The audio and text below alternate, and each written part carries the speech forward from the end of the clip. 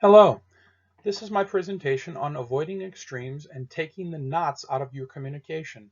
This is from chapters 7 and 8 of the Tung Fu at School book by Sam Horn.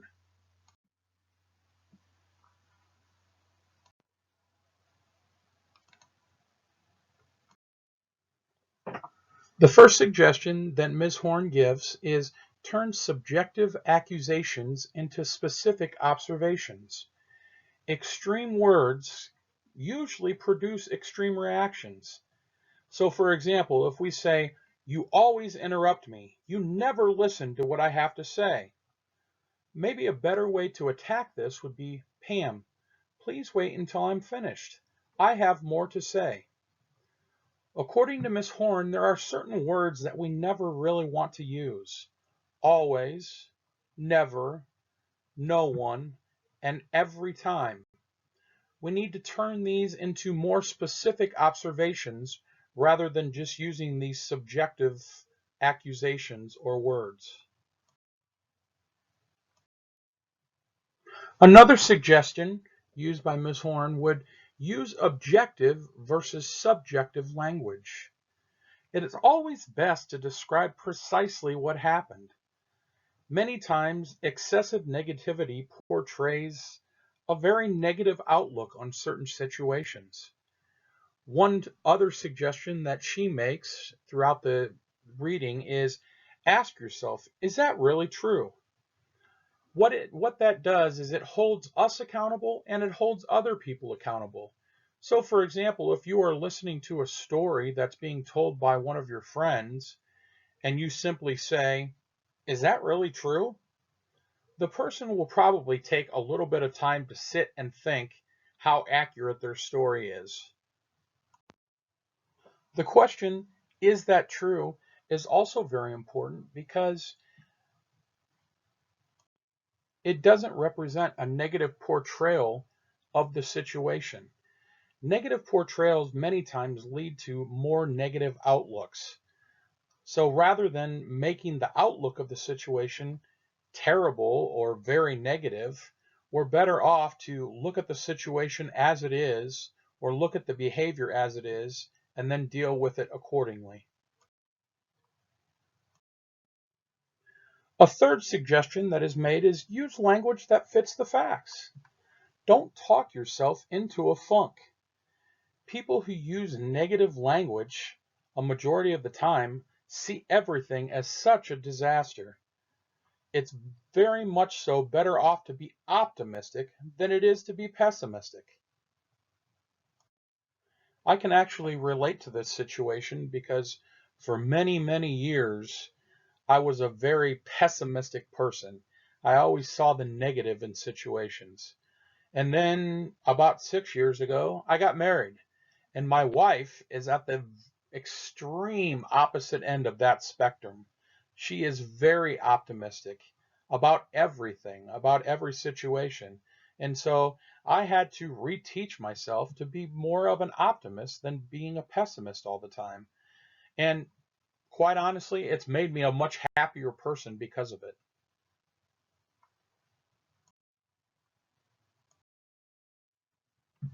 The next suggestion is to ask yourself, is this true? What is true? You are better off to respond to an event rather than react to an event.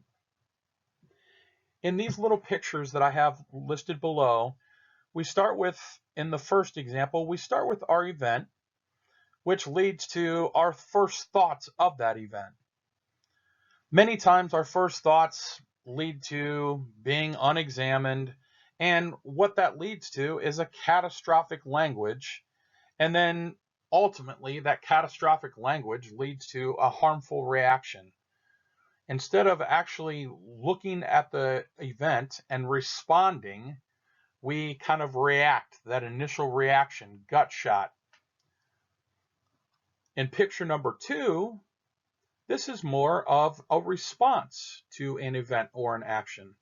The event takes place, we have our first thoughts of what happened, and then we ask ourselves, is this true? What is true about it? That leads us to much more accurate language, and it leads to ultimately a more helpful reaction rather than that harmful reaction that we usually have if we just react to a situation right away instead of thinking things through.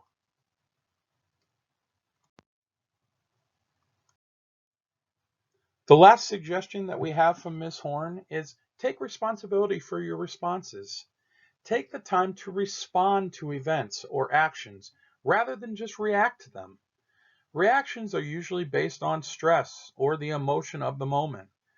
Reactions are almost always negative, and if we take the time to respond rather than react, others will usually follow suit.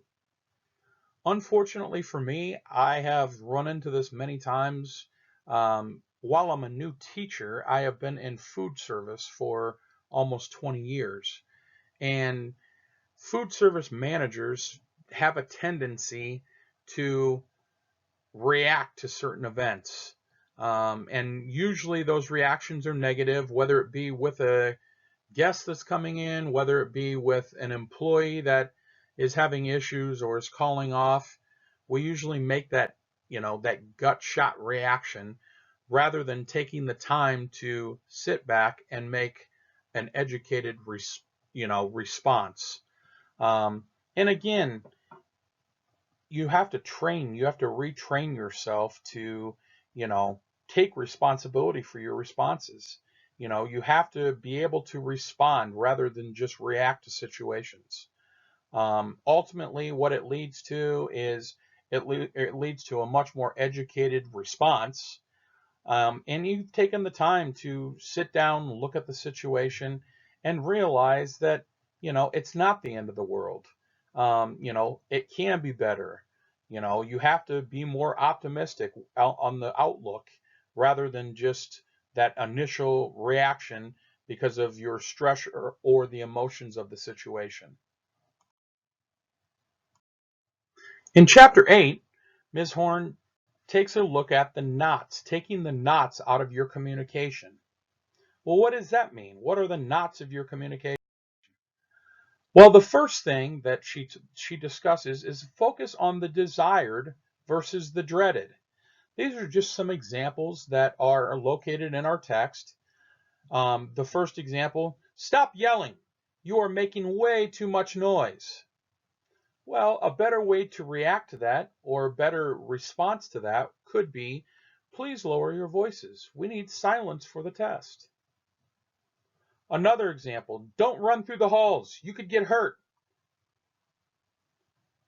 Another way to respond to this could be, please walk through the halls. We want you to stay safe. A third example that Ms. Horn lists is, don't make me put you in detention. I think some of us have probably heard this a few times. Another way to handle this would be, I will tell you this once and only once. So please listen up. And then finally, stop laughing at her. That wasn't funny. Rather than handling it in that language, we could say, apologize to her and speak to her with respect from now on. What we are doing in each situation, obviously, is changing our language. We are reacting or responding to the situation differently than we would have with negative language. And what it ultimately leads to is we are focusing on our desired response rather than the dreaded response. The next suggestion that is made is turn the don'ts into do's.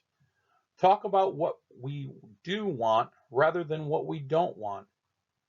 There are many examples of this. One example that actually is given in our text talks about a football coach, and this is easily relatable to me because I had I've had many football coaches throughout my years. Some have been very positive, and some have been not so positive. The very positive coaches are the ones that talk about how we are going to be better. We are going to control the ball. We are going to control the clock. We're going to run the ball up and down the field. We're going to score 50 points in the second half. We are going to play great defense. All of those things. All of those things are extremely positive. And what I have found with my experiences through the years with those coaches and coaching myself is when you are positive, when you tell your players, this is what we're going to do, this is how we're going to handle it, and you're positive about it, they respond much better. If I go to my team and say, we're going to try not to fumble, we're going to try not to throw interceptions, we're going to try and score some points, more than likely what's going to happen is we're going to fumble a lot, we're going to throw a lot of interceptions, and we may not score any points. There's just no motivation there. This is one of my favorites, and I think Ms. Horn hit this right on the head. You get what you expect. You want to set reasonable expectations, and you want them to be attainable, but your expectations should be set at the highest, because that is ultimately what you're going to get. I love this quote, and that's kind of why I put it in here. High achievement always takes place in the framework of high expectations. It's so important to set those expectations, set the bar as high as you can, because at the end of the day, you are going to get what you expect. And if you set those expectations high enough that your students, first of all, they are attainable to your students, but you set them high enough that, they understand the expectations, ultimately, they are going to work hard, work to reach those expectations. Because the last thing that anybody wants to do is disappoint someone else.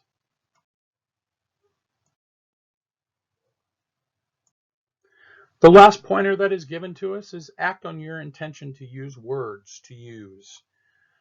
There's a quote in there, knowing is not enough, we must apply. Willing is not enough, we must do.